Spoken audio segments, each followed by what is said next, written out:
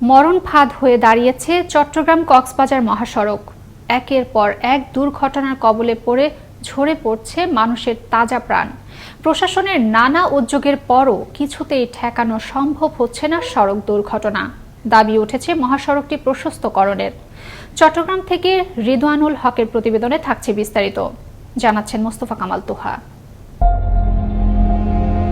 মৃত্যুপুরীর আরেক নাম চট্টগ্রাম কক্সবাজার মহাসড়ক, যেখানে প্রতিদিন কোথাও না কোথাও সড়ক দুর্ঘটনায় ঝরছে মানুষের তাজা প্রাণ। চট্টগ্রাম শহর থেকে পর্যটন নগরী খ্যাত কক্সবাজারের দূরত্ব ১৫৫ কিলোমিটার। আর এই মহাসড়কের কর্ণফুলী সেতু থেকে চান্দনাইশের দোহাজারি শঙ্খনদী ব্রিজ পর্যন্ত ৪৫ কিলোমিটার সড়কে ঝুঁকিপূর্ণ বাঁক রয়েছে ৫০টি, আর কক্সবাজার পর্যন্ত শতাধিকেরও বেশি। আর এসব বাকি যেন এক একটি মরণ ফাঁদ। এসব বাঁকে প্রতিনিয়ত ঘটছে দুর্ঘটনা। গেল ফেব্রুয়ারি মাসের ৮ তারিখের ঘটনা। এই সড়কের ডোলাহাজরা নামক স্থানীয় সড়ক দুর্ঘটনায় নির্মমভাবে নিহত হন একই পরিবারের ৬ জন। এছাড়াও গেল ২ মাসে এই সড়কে ২০টিরও বেশি দুর্ঘটনায় প্রাণ হারান ৩০ জনের বেশি। বাইরের জেলার গাড়ির চালকরা অ্যাক্সিডেন্ট করে বেশি উল্লেখ করে সড়কে প্রতিনিয়ত লবণবাহী ট্রাক চলাচল দুর্ঘটনার অন্যতম কারণ হিসেবে দেখছেন স্থানীয়রা। লবণবাহী যে ট্রাকগুলা যায় ওগুলার কারণে কিন্তু দুর্ঘটনাটি ঘটে। আপনারা দেখতে পাবেন প্রতিটা দুর্ঘটনা রাতের বেলায় ঘটতেছে। ঢাকা থেকে যা গাড়ি আসে এগুলো কি টার্নিং দেখে না, ওভারটেক বুঝে না, এই জন্য বেশি অ্যাক্সিডেন্ট হয়।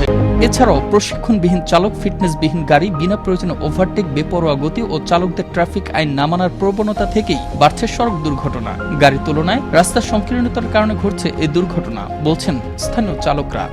যদি রাস্তাটা বড় সড়ো হয় তাহলে আর কি চলাফেরা আর কি সহজ হয় আর কি। তবে অদক্ষ চালকের কারণকেই দুর্ঘটনার প্রধান কারণ হিসেবে দেখছেন হাইওয়ে পুলিশের কর্মকর্তা। অনেক অদক্ষ ড্রাইভার আছে, কারণ অ্যাক্সিডেন্ট হচ্ছে। আমাদের মহাসড়কে এখনো কিছু অবৈধ যানবাহন আছে, আমরা অভিযান করছি। আমরা মালিকদের আহ্বান করব, আপনাদের অবৈধ যানবাহন যেগুলো আছে এগুলো মহাসড়ক থেকে সরাই ফেলবেন। এদিকে পর্যটন শিল্পের বিকাশে চট্টগ্রাম কক্সবাজার মহাসড়কটিকে ৬ লেনে উন্নীত করার দাবি এই বিশিষ্টজনের। চট্টগ্রাম কক্সবাজার 4 লাইন সড়ককে 6 লাইন সড়ক বাস্তবায়ন করে বাংলাদেশকে একটি নতুন সড়ক উপহার দেওয়ার জন্য এবং পর্যটন শিল্পের বিকাশের জন্য মাননীয় প্রধানমন্ত্রীর কাছে আকুল আর্জি জানাচ্ছি। সড়কের বাকের অংশে ১৮ ফিট থেকে ৩৬ ফিটে প্রশস্তকরণের জন্য ব্যবস্থা গ্রহণ করছে সড়ক ও জনপথ অধিদপ্তর।